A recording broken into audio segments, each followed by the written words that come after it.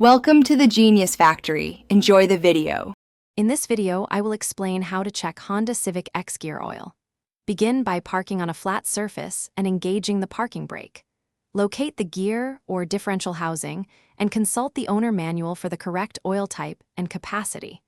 Make sure the engine is cool and the car is secure before getting underneath. Use a flashlight to find filler and drain plugs and prepare a clean pan to catch any oil. To check the gear oil level, locate the filler plug on the transmission or rear differential, depending on your Civic X model.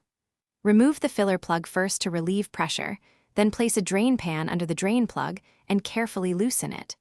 Allow a small amount of oil to drip to confirm flow, then measure level by inserting a clean finger or tool to the filler hole. Reinstall plugs and torque to spec. Assess the gear oil condition by checking color, smell, and for metallic particles. Fresh oil is typically clear or amber. If oil is dark, gritty, or smells burnt, plan a full drain and refill using the specified grade. After draining, clean the drain magnet or screen and refill slowly until oil reaches the filler hole level. Tighten plugs to spec and wipe away any spills, then test drive and Thanks for watching. If you found this helpful, don't forget to like and subscribe.